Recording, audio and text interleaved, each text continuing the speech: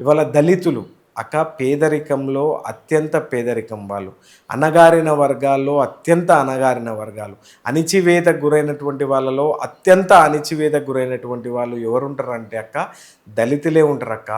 దళితుల దరిద్రం అంతం కావాలి, అదే కేసీఆర్ గారి పంతం కావాలి అని చెప్పి కేసీఆర్ గారి మానస పుత్రిక దళిత బంధు అక్క. దళితులు దరిద్రం నుంచి అంటే దళితుల సమస్యలు కేసీఆర్ గారు చూసిండ్రు. 1985లో తాను ఎమ్మెల్యేగా ఉన్నప్పుడు ఒక దళిత వ్యక్తిని మార్కెట్ కమిటీ జనరల్గా ఉన్నటువంటి దాంట్లో మార్కెట్ కమిటీ చైర్మన్ చేసినటువంటి ఘనత ఆ రోజు కేసీఆర్ గారికి ఉండే. కాబట్టి ఇవాళ పెట్టుబడి మట్టిలో నుంచి మాణిక్యం తీసేటువంటి నైపుణ్యం వాళ్ళ కాడ ఉన్న పెట్టుబడి సహాయం లేదు అని చెప్పి వాళ్ళు ఇబ్బంది పడుతున్నటువంటి క్రమంలో ఇవాళ ఎవరిస్తారక్క 10 లక్షల రూపాయలు. కానీ దళిత బంధు వల్ల ప్లస్ కంటే మైనస్ ఎక్కువైంది బీఆర్ఎస్ పార్టీకి అని ఇప్పటికీ ప్రశ్నలో ఉన్న ముచ్చట అక్క. ఇగో నేను సహజంగా ఎట్లా ఉంటుంది అంటే హ్యూమన్ బీయింగ్ యొక్క సైకాలజీ ఎట్లుంటుంది అంటే నేను బాగుపడకపోయినా పర్లేదు కానీ ఎదుటి వ్యక్తి బాగుపడొద్దు అనేటువంటి ఆలోచనలో ఇవాళ ఎవరైనా సరే ఉంటారు.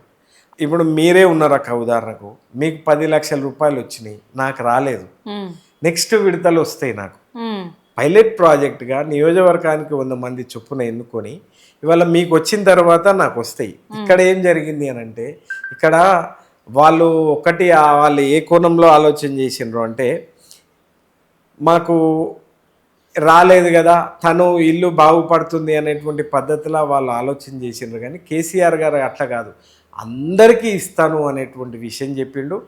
దాంట్లోనే వీళ్ళు చెప్పేటువంటి 6 గ్యారెంటీలో తెలంగాణ ప్రజలు ఇవాళ 420 హామీల్లో దాంట్లో అయి వాళ్ళకు పోలరైజ్ అయ్యిండ్రు. ఇక్కడ ఆ రోజు కేసీఆర్ గారు చాలా స్పష్టంగా చెప్పిరక్క, మోసపోతే గోసపడుతాం, మీరు ఆలోచించండి, మీరు ఆలోచించి విచక్షణతోనే ఓట్లు అయ్యిండ్రి అని చెప్పి కేసీఆర్ గారు చెప్పిండ్రు.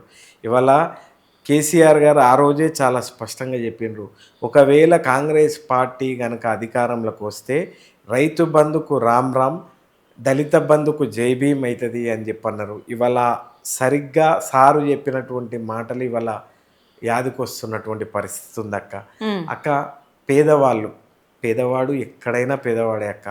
పేదవానికి కులం మతం ఉండదు అక్క.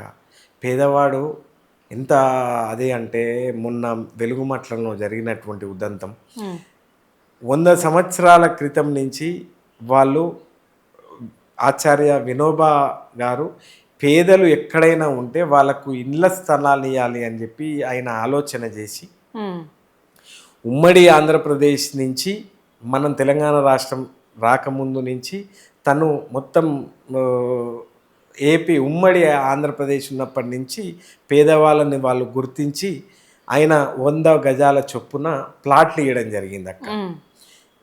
ఇక్కడ ఖమ్మం జిల్లాలో ఆ పట్టణానికి ఆనుకొని ఉన్నటువంటి వెలుగుమట్లలో 65 ఎకరాల సంబంధించినటువంటి భూదాన్ భూమి ఉంది అక్క. భూదాన్ భూమిలో వాళ్ళు అప్పుడు పట్టాలు ఉన్నాయి, వాళ్ళ దగ్గర పాస్బుక్లు కూడా ఉన్నాయి. 100 గజాల చొప్పున వాళ్ళు ఇచ్చిన తర్వాత మరి వాళ్ళకు పక్కకే విల్లాలు ఏర్పడ్డాయి. ఇవాళ ఎకరం 20 కోట్లకు పలుకుతున్నటువంటి నేపథ్యంలో ఇక్కడ పేదవాడు ఉండకూడదు అని చెప్పి ఆలోచన చేసి ఒక వక్ర బుద్ధితోని. కానీ గతంలో మీరు కూడా పోయిందంట కదా నా వెలుగుమట్ల భూముల దగ్గరికి, కావాలని వాళ్ళ ఇల్లు కూలగొడతామని చెప్పేసి వెళ్ళిరంట. ఇప్పుడు దాదాపు అక్కడ ఉన్నోళ్ళు చెప్తారు, ముందుగా బీఆర్ఎస్ వాళ్ళు వచ్చిండ్రు, మేము అడ్డుకున్నాము. ఇప్పుడు కానీ కాంగ్రెస్ వాళ్ళు వచ్చిండ్రు, మేము అడ్డుకున్నా వాళ్ళు ఆగలేరు, కూల్చి చూపెట్టిర్రు అని చెప్పేసి.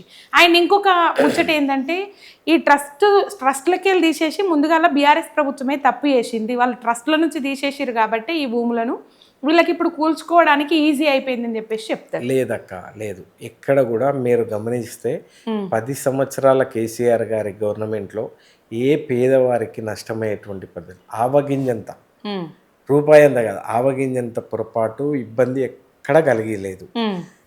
ఆడ పోలేరు అన్న ఖమ్మం వెలుగుమట్ల భూముల దగ్గరికి మొన్న కాదు అంతకంటే ముందు గవర్నమెంట్ లేదు, పోలేదు. ఇవాళ అధికార పార్టీ వాళ్ళు చేసినటువంటి విధ్వంసాన్ని డైవర్ట్ చేయాలి అని అనుకున్నప్పుడు ఆ రోజు అని చెప్పి కొంతమందిని మాట్లాడించేటువంటి ప్రయత్నం చేస్తుండు. కానీ అది ముమ్మాటికి ఒకవేళ అది నిజమైతే భూమి ఆకాశాన్ని ఒక్కటి చేద్దురక్క వీళ్ళు. ఎక్కడ అట్లాంటి పరిస్థితులు ఎక్కడ పోలేదు. అట్లాంటి ఆలోచన కూడా బీఆర్ఎస్ పార్టీ ఎక్కడ చేయలేదు. ఈ రోజు జరిగింది.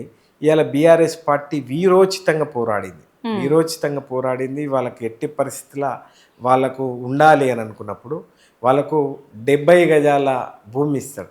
వాళ్ళు 100 గజాలు వాళ్ళకు పట్టా ఉన్నటువంటి దాన్ని తీసి మళ్ళీ 70 గజాలు ప్రభుత్వం ఇస్తుందంట. ఇప్పుడు వాళ్ళు అప్పో సొప్పో చేసుకొని ఇవాళ రేకులు వేసుకొని, కొంతమంది బిల్డింగ్లు కట్టుకొని, కొంతమంది గుడిసెలు వేసుకొని అక్కడ నివాసం ఉంటారు అక్క. ఇవాళ ఇటుక పేర్చుకొని ఇల్లు కట్టుకున్నటువంటి వాళ్ళకు ఇవాళ ఆ దాన్ని బుల్డోజ్ చేస్తే వాళ్ళ బాధ ఎంత ఉంటుందక్క. వాళ్ళు ఏ రకంగా వాళ్ళు బాధపడుతూ ఉన్నారు, పిల్లలు ఏడుస్తూ ఉన్నారు.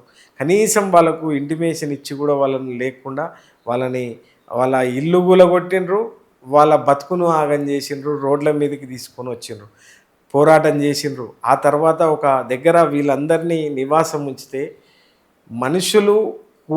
మనుషులు కాదక జంతువులు కూడా ఉండాలన్నటువంటి ప్రదేశంలో వాళ్ళని ఉంచిండ్రు. జంతువులు కూడా అట్లాంటి ప్రదేశంలో ఉండరు వాళ్ళు. అట్లాంటి ప్రదేశంలో వాళ్ళని ఉంచితే అంటే మానవుడు ఒకడే అక్క.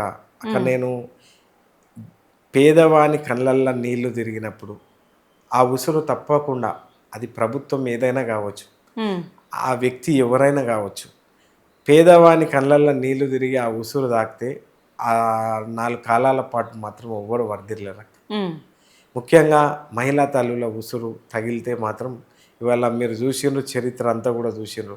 వాళ్ళు నిండు ఆశీస్సులు పెడితేనే ఆ ఇల్లు వర్ధిల్తుంది. వాళ్ళు 4 కాలాల పాటు మంచిగా వర్ధిల్తారు. కానీ ఆ కంటనీరు పెట్టి వాళ్ళకు అది చేస్తే మాత్రం ఆ రాజ్యం కానీ ఆ వ్యక్తి కానీ కుప్పగూలుతారు.